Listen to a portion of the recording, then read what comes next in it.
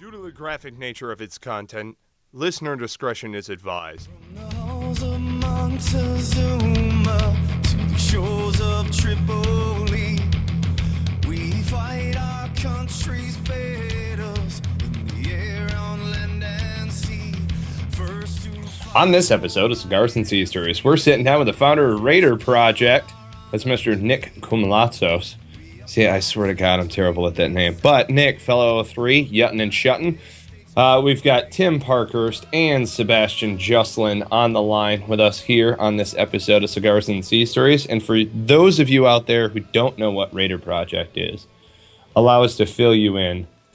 The Raider Project's mission, all right, is to connect MARSOC/USMC combat veterans with other veterans to help them transition smoothly, peacefully, successfully into the private sector. So, Nick, it's so great to have you with us. Thanks, you so much for joining us. And we commend you, man. You're doing great things. I appreciate it. It's good work. It's a crusade, but it's good work. Right? So what's it been like so far? I mean, give us the Monty on the Raider Project, and then we'll take it back to your Marine Corps origins. Jesus, how much time do you have? 45 minutes. Ready? No, we got all freaking night. So it kind of started out of a kind of a goodwill thing. You know how it is. You get out of the military, and the first thing you're going to do is call all your friends, right? Mm-hmm. So out of my team and kind of my network of guys, I had gotten out a little bit before everybody did, and started networking and did really well at the networking part and in the private space. And when they about a year later, they started coming to me, and I said, well, let's screw it. Let's do some things. So I started planning some trips, and we kind of self-funded some things. And that's when I met up with the guys from Gallant Few, and they introduced me to Carl Munger. And that's really how we got, and he said, look, man, you're doing humanitarian nonprofit work. You need to develop some infrastructure here so this is scalable, so that you can really make a large impact on your community. And he helped me do that. And once we did that, Tim, you probably remember, it absolutely blew up. And the only thing that I can relate it to is any organization or business that has that amount of growth that fast means that there's a gap in the market. And there really is kind of there was and still is a gap in the networking transitional service area from military to civilian life. And what I thought was, hey, if we just get a guy's job, we just network and we get guys jobs, then everybody's 100% okay, right? Right. Yeah, right. Turned out a little differently. That was my, me being naive as well, because I was freshly out. I had only been out a year, and I was having my own struggles. But I thought, hey, if you're getting a 6-figure job and you're out in the real world and you're getting paid, everything's good. And boy, has the past 2 years been an extremely, extremely large learning curve. But it is evolved from that to a community of mind, body, spirit, health, networking, jobs, family, rehab. Homelessness. It's just turned into a beast, which is awesome to kind of see this kind of grassroots organization kind of take off into that, involve into that kind of community. Very cool. Wow. Yeah, I remember there was a time when I hadn't heard of the Raider Project, and then all of a sudden the next day I couldn't look anywhere without seeing the Raider Project, and I was like, what the hell is this Raider Project thing? And then it was like, oh, it's Nick, and it's like, Nick, I know Nick. What the hell is he doing down there? I gotta go check him out. It was, I couldn't believe it either. Honestly, the first month, so we just hit 2 years. The first month I was by myself, and it was something I was extremely passionate about, and I really wanted to take care of the community. I wanted to give back, and any veteran that knows, you leave our community and you want nothing to do with it, right? You want to get as far away from it. You want to get as far away from the military as possible initially. Yeah. So you go do your thing, and then about a year and a half comes around. You're like, dude, I really miss my boys. I really miss the team. Like this life is not all it's cut out to be. I really miss the guys. So and that kind of it was like that for me as well. And this kind of gave me the opportunity to kind of give back into that community. But that first month, that first 3 weeks, we lost a significant individual in the community on combat. We had 2 suicides, and we lost another Marine in combat. And it was the first 3 weeks of me doing this, and I was like, this job fucking sucks. Like, I don't think I can handle this. And at the time, I was by myself. I really was alone, kind of, keeping it together and kind of building this thing and helping to build this infrastructure to where, we could take care of guys. And it was absolutely exhausting. And at that point, I told Carl Munger, I was like, man, I really don't think that I can do this. And we talked about it, and he kind of told me, like, you almost like a doctor, you kind of have to take yourself out of it and to help these people. So I stuck in it, and we can get more into it a little bit later, but at first it was all reactive. I was constantly reacting to family problems and constantly reacting to suicide attempts or somebody was suicidal. And it took us about a year and a half, and then of course a team being on board. But now we're pushing extremely into the being proactive space. We still have to deal with some things, but you have to be able to build this thing and put programs in place to where you can be proactive and get ahead of the issues once you know what the issues are. Absolutely.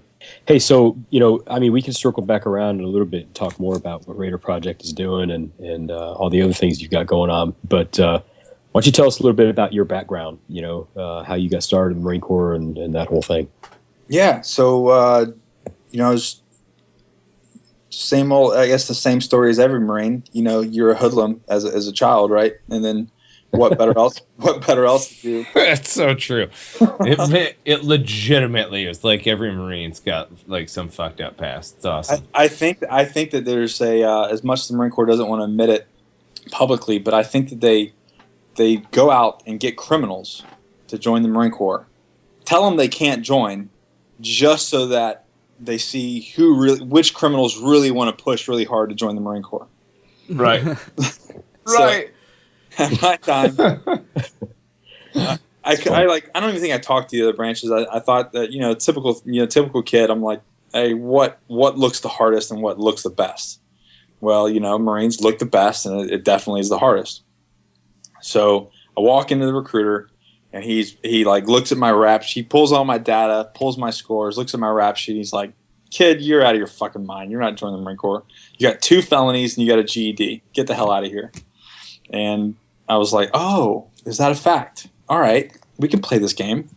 So it took me like 2 years. Ended up having to go to college for a semester to get a waiver. Had to get some drug waivers and some felony waivers. And I remember interviewing with like majors of RSS stations, and people had to write letters on my behalf. It was absolutely absurd. And then I do all this nonsense to go to boot camp, and what happens? Training day 7, break my wrist on the bayonet course. No shit. No. Yes. What? And that's exactly what the recruiter said. He's like, you've got to be fucking kidding me, kid. He's like, all this work and you get hurt on training day 7.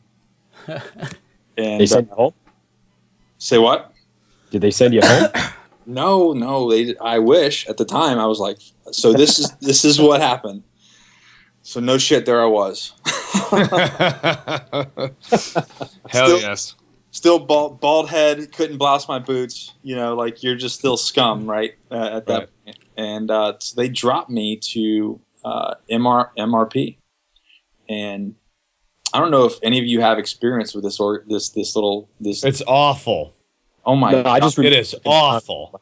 It was a scene out of a movie. Right. There were people in wheelchairs. There were people with cast on. There's a dude in the corner hitting himself with a sock. Right. One flew over the cuckoo's nest. Dude, I was like, what? Where the fuck am I at? Oh God, it's like purgatory. I was like, I got to get the fuck out of here. Yes. I was like trying to escape. I was like, you're hearing stories about people dying in the swamp trying to get to the island. You know, it's absolutely absurd. And I'm like writing letters. I'm like, you got to get me the fuck out of here. Like, I made a mistake. Like, this isn't. I regret this immediately. I immediately regret this decision. And here's the deal is, and I'm on a full cast, right? Like I broke my scaphoid, which is like the smallest bone of your wrist that you can break. So you've got like, there's no blood flow. So like, yeah, you're probably not going to make it out of here, but we're not letting you go. I'm like, awesome.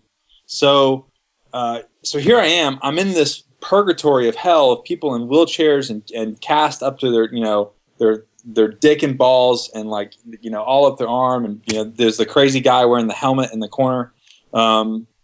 And we're playing two sheets and a blanket. I'm like, this can't be happening right now. Right. Like, I'm literally watching people in wheelchairs go between the racks to get 2 sheets and a blanket to come back on the line. I'm like, this is fucking out of control. And so yeah, I did that. Ended up, you know, becoming the guide there. How crazy can we get with this story? Like, what kind of media are we on here? Bro, there's no rules, man. Really? All right. Well, so unless you're scared something might come back on you, that's the only real criteria. Oh, man, that's Yeah, you can say whatever the fuck you want. No big deal. And it's pre-recorded, so we can always edit it out, but we don't. all right. So one of the most. So once, you know, I got my little foothold into the, you know, MRP, and, you know, it started kind of created a little group of rebellion, you know, in my in my band of retards. The female, I think they called them BMP, like Broken Marine Platoon or whatever. You know, you're in the H style barracks, right? Right. So across the way was the females from the, you know, the broken, you know, the people that couldn't graduate, or the people that graduated but they couldn't go to MRP, or, you know, or what is it? I don't know. What's the chicks go to? Combat training. Whatever. Combat training. Oh. MCT. Yeah, that's what it is. Oh, yeah. So anyways. I think I know where this is going. So I got Firewatch one night, and there it is. Lights on, chick, top bunk, just going to town. Yes. DJing it up. Woo! Just absolutely, I mean, spinning records. Like it's Los Angeles. Out of the M16, the buffer always goes missing.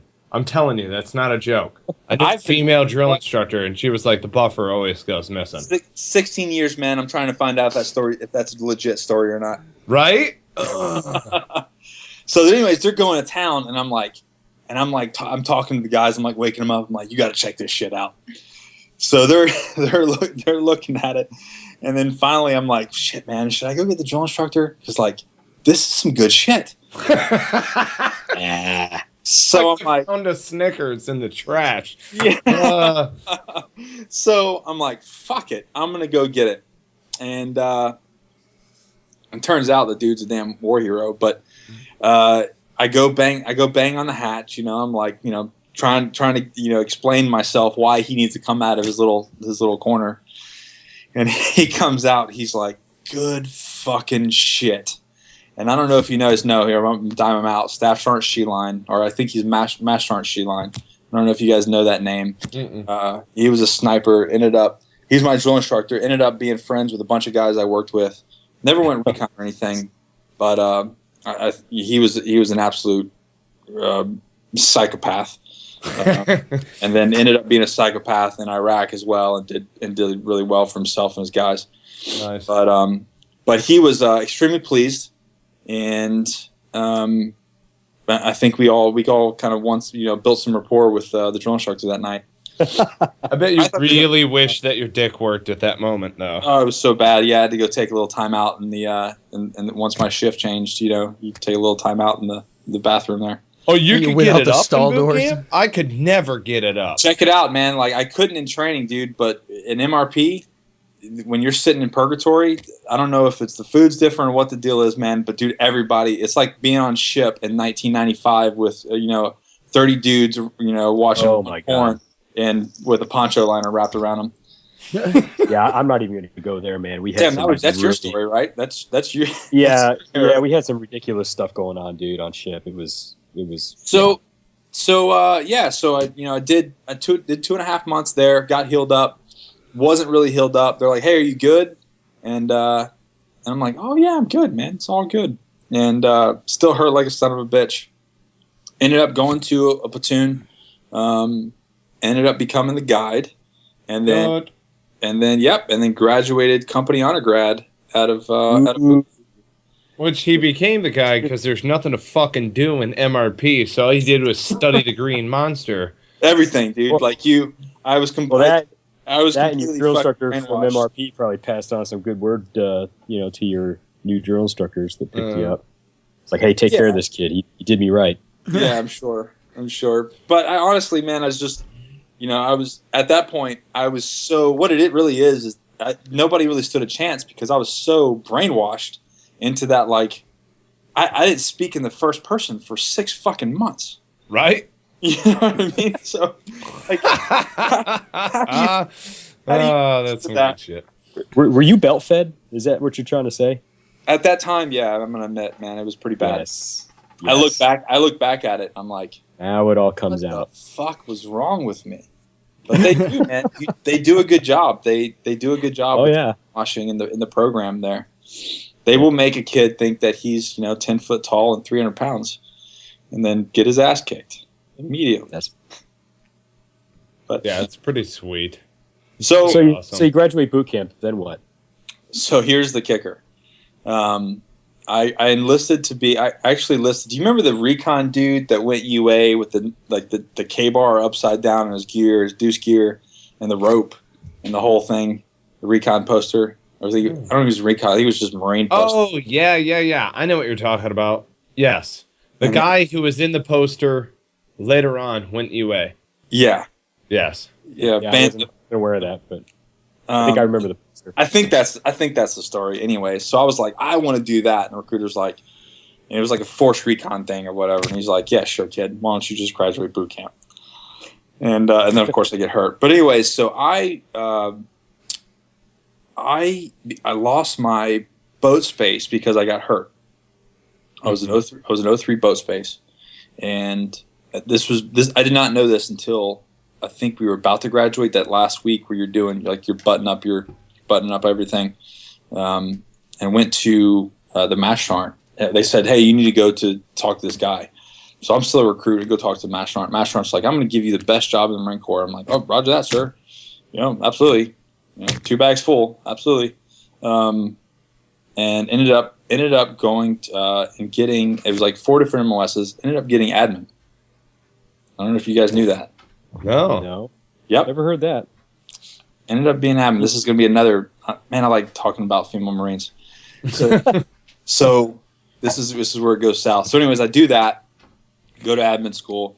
It's absolutely horrible. Wrong fit. Show up to my first unit. I check into my unit, and it's this corporal, and she's like, Corporal Canalis. I'll never forget her. And she's like, I'm going to be your NCOIC. Straight up, words out of my mouth, but you're fat. The fattest creature I've ever seen in my time in the Marine Corps. Like, Just so big. Jacksonville Wook. Varicose veins, like it was just absolutely horrible. Anyways, so check in. Oh my god. And the gunny's like, get the fuck in here, PFC. He's like, PFCK, you're at the bottom of my shit hole. I no shit shredded paper for 3 weeks. That was your billet? 8 hours a day. I shredded paper for 3 weeks. Well, you're good at it now, though, right? Right. I know exactly. Well, I mean, back in that year, 16 years ago, but I knew exactly how many sheets of paper that of 8.5 by 11 that you could put in a shredder at one time. Well, that could be a useful skill someday. Maybe. I don't know where they got this fucking paper, man. For But Dwight. there was enough paper to shred paper 8 hours a day for 3 weeks. Jesus Christ. Yeah. thank God some '03 Master Sergeant saved my life. And then I went to the 3 shop. But Thank God for Master Sergeants, right? right, there you go, man. Thank God for Master Sergeants. He was like, kid, what the fuck are you doing? I'm like, shredding paper, Master Sergeant.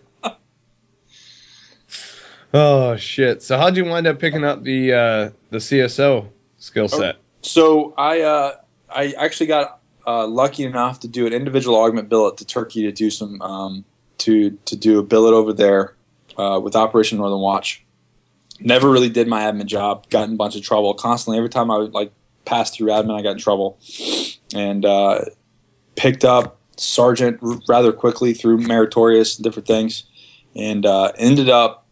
When I came back doing work in Turkey, I worked. I don't know if you guys know his name. I worked for Sergeant Major McAvoy.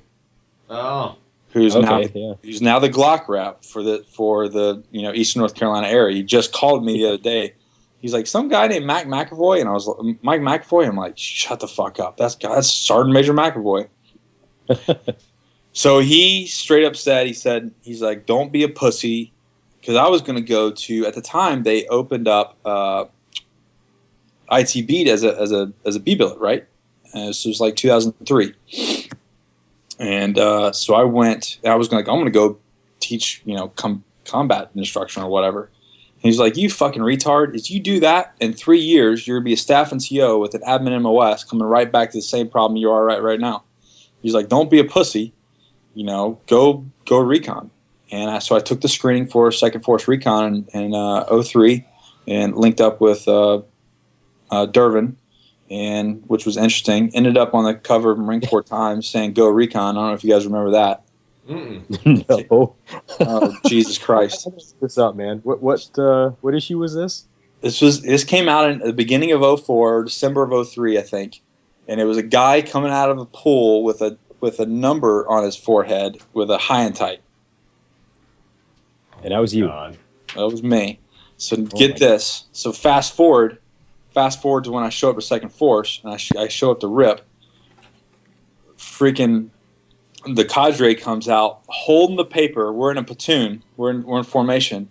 Comes out holding the Marine Corps Times. Goes, who the fuck is this? And I'm like, oh shit. Oh. So I immediately throw my buddy under the bus, Dan New, and said it's him. It's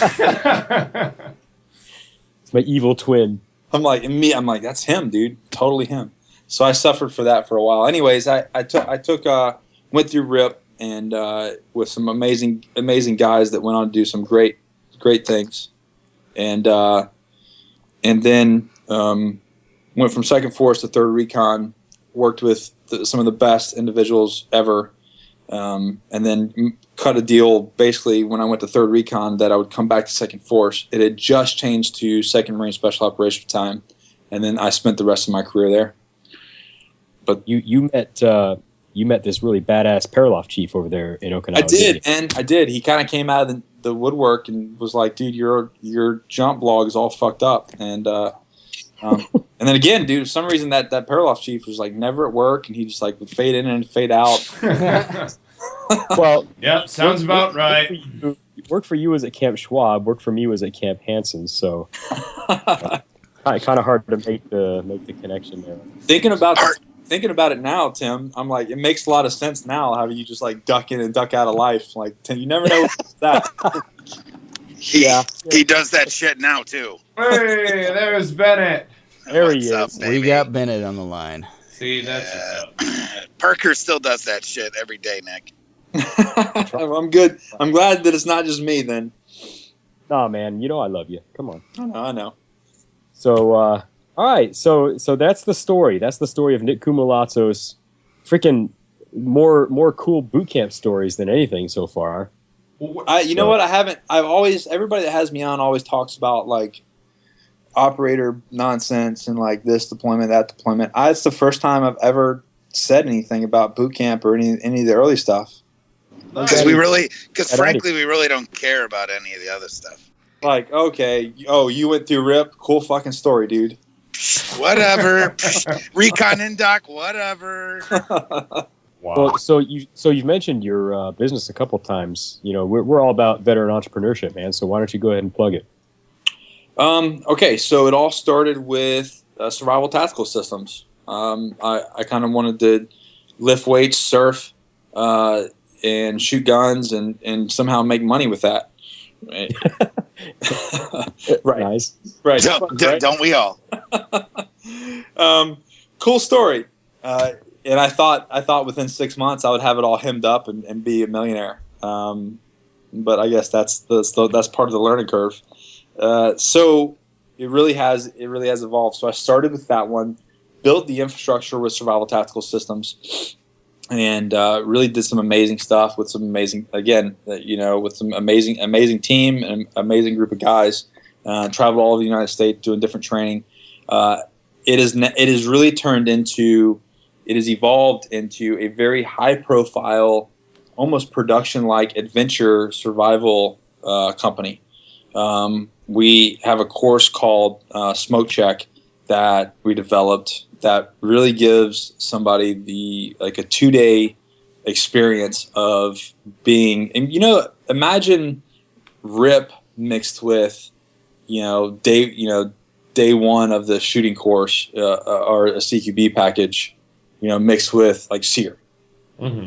Nice. So we combine everything you can think of physical fitness, medical, shooting, IA drills, force on force, all into 1 and 2 day package. And so we got tired of training on the Square Bay and trying to train people to be, to survive and to protect themselves, protect their family. And I was like, this is gay. This is like the real world's not on a Square Bay.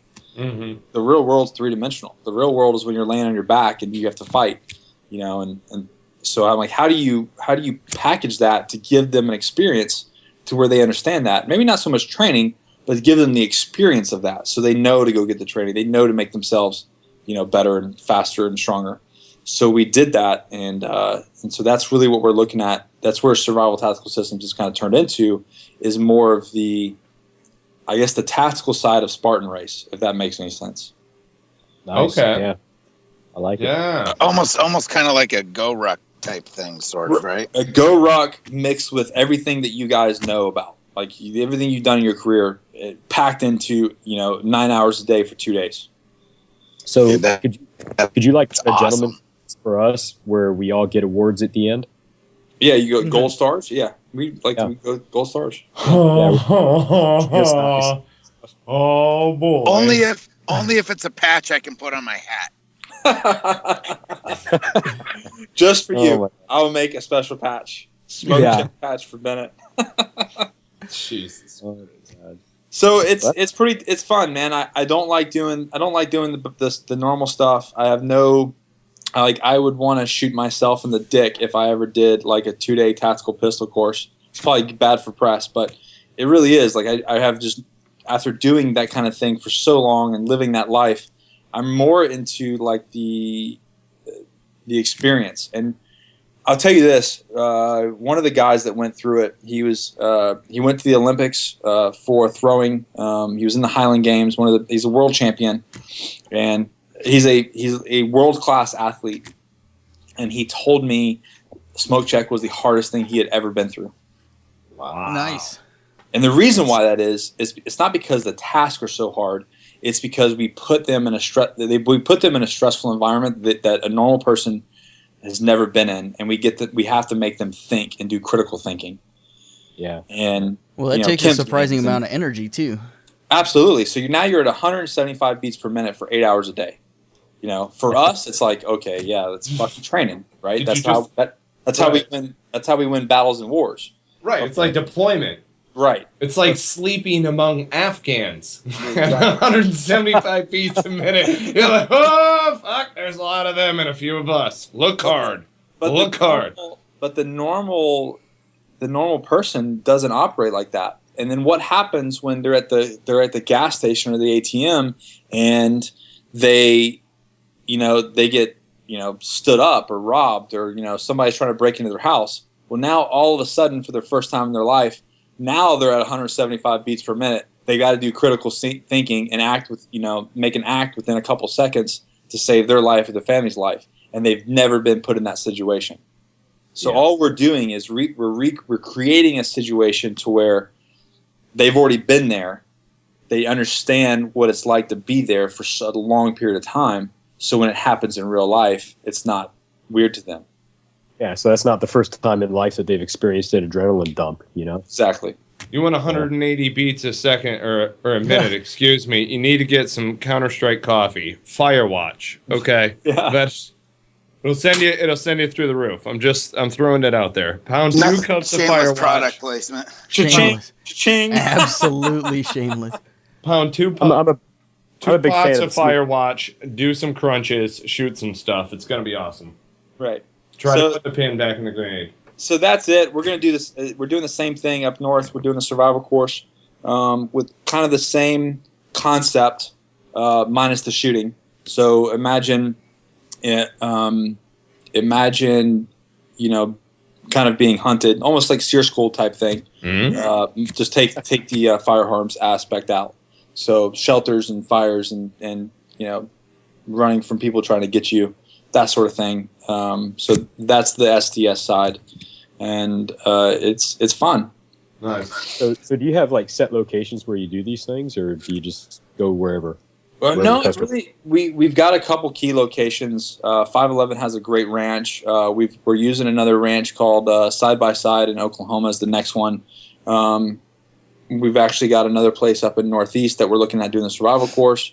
We've got a large ranch down in southern Florida that we're looking at for another smoke check.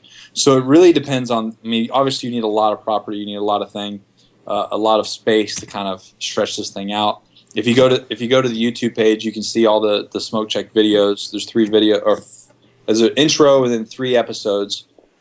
Yeah, what are those links for our listeners? What links do you have? So if you go to survivaltacticalsystems.com and then go to the bottom and go to the YouTube link, you'll see all the episodes. So what I did was, when we did our first smoke check, I said, this is going to be something big because nobody out there is doing it. So I said, we got to capture it. We got to make a series out of it. So we did. We made a three episode series. And what do you know? Straight up, not a few months later, we had a production company hit us up wanting to produce it and was pitching The Rock as the host. Oh, cool. So who knows? That might happen. I don't know. Yes. That might happen. That's nice.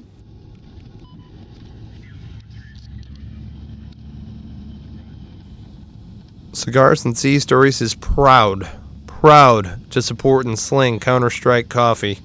Counter-Strike coffee, I want you to know, is meant to be drink black. Now, I myself love coffee. I'm a big coffee drinker. I went away from black coffee for a little while. Needed the cream and sugar when I was rocking it with the generic blend. Counter-Strike coffee brought me back into the fold in a huge, huge way. They do a great dark roast. I'm a big fan of napalm. That's my fave. Smooth operator is good, though. It can go with cakes and pies, and I got a bit of a sweet tooth. I know a couple of us do, And then also Firewatch. I mean, Firewatch, that's going to be the kick in the ass that you need in order to get your day going the right way. You know what I'm saying? If you haven't already done so, check out counterstrikecoffee.com. Use promo code Cigars and Sea. You will get 10% off. Again, that's counterstrikecoffee.com. Use promo code Cigars and Sea to get yourself 10% off. Well, he'll have to go through the program and survive it before he can be the host. I mean, you got to put that in as a stipulation. That's a good thing. Can you hack it? Yeah. You look great on screen, right? In your Instagram photos. Like, can you really do it for real? You got the cojones. I wouldn't say that he looks good. I'd be like, yeah, you're really fucking cute and everything, but I just don't think you can hang. Just throw down. Y'all just tell him straight up, man, you don't look as big as you do on TV. Yeah, real cute drink. I thought you'd be taller. He'll love that. Him and Vin Wrestling's fake anyway. Jesus. Right. So I got a sister who wants to arm wrestle you. Yeah, we'll see where that goes. I think that once you guys watch the episodes, you'll be like, fuck yeah, this needs to be a reality TV series. So we'll see where that goes. But that kind of leads me into some other things that kind of evolved out of that. So with survival tactical systems, obviously when you've got somebody that is has the background that we do, companies look for us to kind of be an ambassador or kind of sign off on their equipment and gear and different things. So I kind of got involved with that on the production side of doing, videos and with any marketing for your company, you really have to, it is not easy. If you think that you're just going to throw out there, and we're not SEALs, so we don't have a trident to throw around. So nobody knows who you are. Nobody cares who you are. So if you want to make something of your business, you've got to fucking throw every jab that you can. So on the marketing side, we got really heavy into videos and photography and that kind of slick stuff, which led me to create a production company. And that production company, Robin Hood Pictures, and I chose Robin Hood because it's kind of like, for us, by us, still from the rich and give back to the poor kind of mentality. And as Recon Marines, we came from this like world of, I don't know, like you have to lie, cheat, and steal to make shit happen. And they almost breed that in us. It's kind of looking back on it, I'm like yeah, you just don't get compromised. Just don't get caught. Right. So you rate what you get away with. Pretty fucking sad. That's all I have to say. So with the Raider Project, giving back to vets, I wanted to create something, and so I teamed up with Vince Vargas from Article 15 and one of his riders, Billy J, and we created Robin Hood Pictures, and that's kind of our production company, and it really is to take our projects, whatever videos we need to make or movies that we want to make, and just kind of do it, by us, for us kind of thing. And so that's what that turned into. And then we got the opportunity, and I think, Tim, you know about this. We are in, I don't know what you would call it. It's not pre-production. It's pre-production for John Came Home. I don't know if you guys saw that trailer. Oh, yeah. Yeah, Rudy. Yeah. With Rudy, right? With Rudy, yeah. So we just got legal with John Came Home. Everything is set. So we are in, full, pre-production mode of getting that off the ground, getting the money to make it. And it's going to be intense, man. It's going to be an intense movie. So that will be, we've done a bunch of small videos with Robin Hood Pictures, but that will be the first big production that we have, and a large proceeds of that movie will go back to the Raider Project. Nice. Which is kind of difficult because the investors are like, well, wait a minute, you're just going to give this money away? Like we want to take the money. Well, of course they do. So we're hitting some roadblocks there with getting it funded, because we're like, no, we want to make this movie, but then a large portion of the proceeds we just want to give back to the community. So that's that, and then we just got October. I just took over Scallywag. I don't know if you guys have been seeing that pop up. Oh yeah, the coffee cups. Yes. Oh well, that's Black Rifle Coffee. Well, that's Black Rifle. No, but I'm talking about the pirate, Blackbeard. Yeah, the Blackbeard on the side of the coffee cup. Is that Scallywag or is that not? No, that's Evan Hafer. So we took Blackbeard, and Evan Hafer from Black Rifle Coffee sends me a text and says, "By the way, I just made a Blackbeard coffee cup." I'm like, "You motherfucker!" Yeah, no shit. That sucks. No, it's good. We do. We're actually going to come out with coming soon is Scallywag Pirate Tar, made by Black Rifle Coffee. But I'll tell you what, I can't get mad at Evan Hafer ever. He came out. We did a good fucking coffee with him, GFC. And he donates a shit ton of money to the Raider Project. Yeah, that's awesome. He basically does it at cost, and then whatever we sell. So for everybody listening, go buy good fucking coffee, drink it. It goes right back to the Raider Project. They're founding donors. Nice.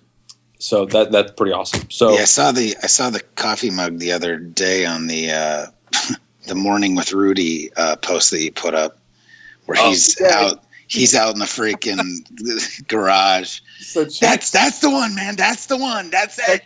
Check this out. I don't know if anybody thinks it, but like, some videos, I hate to break everybody's heart, some videos are staged. It's just the way it is in reality. Of course. What? So I'm getting ready. I'm getting ready to go to work and to go to the office. And it's not really work. It's the office. But it's just my life. It's where you just go hang out and shit. That's right. And talk to people all day.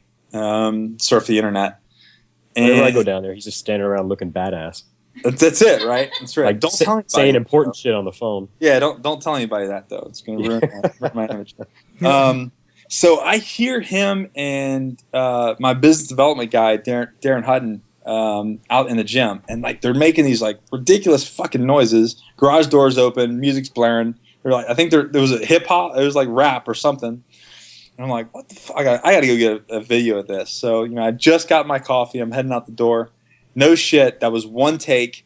I walk out there, and Rudy's just losing his fucking mind. And I'm like, that's hilarious. So I post it within, I want to say like 6 hours. It like had 30,000 views. Very Nice. cool. Of Rudy. And pretty much anything with me and Rudy in it. Seems to be gold because we're like the anti each other. I'm extremely like Rudy's like magic. I don't know what it is about Rudy, man, but he's like magic. he is, and it's funny because the two of us together, I'm so like super chill and relaxed, and he is like super excited, Super excited all the time. to the point that it's like nauseating, and you can probably hear me talk. He's in the other room, so you can probably hear me talking. It's funny, man. You kind of see the contrast, but so anyway, we're doing a bunch of stuff together. I'm going to have him as a guest instructor on a couple courses. Obviously, John came home. Rudy is going to be playing John, which I promise, as the producer, will be the most toughest thing he's ever done. I was like, you think war's bad? I'm going to be so fucking hard on you in this movie because I don't want him to be Rudy. I want him to be John. So. It's going to be. I'm gonna put the pressure on. Nice. That's cool. Very cool. Hey, so Robin Hood Productions, man, are you looking to take on other clients, or are you strictly doing stuff for your own things? No, absolutely. So and I got to give a 5-minute warning, and then we got to start wrapping stuff up here, gents. We got Adam Bird in 5 minutes. What's going on? We haven't even got into it. Right. Yeah. So Robin Hood Productions. I mean, we want to make fucking videos. We want to make movies. We want to do shit. So awesome. We have a couple clients that are on the hook that are pretty big in the tactical industry. I can't say who they are, but based off what we've done and with STS and some other things, they're like, oh, you guys have the capability to do some cool shit. And thanks to the very talented Allison Capra, who's on our team, we kind of are like a one-stop shop. So we're going to be doing all kinds of stuff. Very cool, man. Very cool. Hey, Sounds like there might be some Cigars and Sea Stories shit going down always. in the future. So check this out. More important than all that fucking bullshit, I want to talk real quick about the Raider Project seminar. So, yeah, man. So talking about being proactive, we got together and it's if you go to the Raider Project website under programs, it's right the first one, Raider Project Transition Seminar, Wilmington, North Carolina, April 1st and 2nd. It's I think it's $1 to register, and that's just kind of to like keep people honest. But lunch is provided. We have, I would say right now, the best people in the transition world right now coming to speak. The best trauma doctor, one of the best brain from Cerebrium Brain Clinic. He's actually my doctor. I went to the out there for a 2-week brain clinic. He's coming. 4 Rangers, 2 Navy SEALs from from Virginia Beach, and then myself. So there is a wealth of. These guys are in the industry for veterans and transition. This is the information that people are not getting. So what I said was, hey, let's stop having these conversations on the phone one at a time, and let's put a seminar together where people can come professionally and get this information as a whole. And then and what we're also doing is I can only hold up to 500 people in the Wilmington Convention Center, but we're actually going to film. We're actually going to produce this almost like a TED Talks fashion, and then put this on the internet and package it so that we can't just reach 500, we can reach 2 million. And that's really where things like that we're really trying to push, being proactive and to make a difference on a large scale. That's where it's at. Good for you, man. That shit's awesome. Very cool. Very, very cool. Well, right on, man. I'd love to be able to make it. Hopefully. Well, hopefully Tim actually shows the fuck up. I could use his help. I already told you I can't be there, man. Oh, that's right. That's right. I already told you. God, you're always making me feel so guilty. I don't know if I want to hang out with you anymore. This is always so negative. That's because you gotta show up. There we go. Oh man, I'll show up. I'll come down this week, man. We'll come down and hang out and try to get something done. There you go. Anytime, man. Anytime. But hey, listen, brother. I'll tell you what, man. You're doing fantastic things with Raider Project and with all your other, ventures and stuff that you got going on. Really appreciate you sharing about what Raider Project is doing for your community, and I hope that some of our listeners are going to tap into the resource. And I really hope that they go to raiderproject.org and check out your transition seminar that's going on April 1st.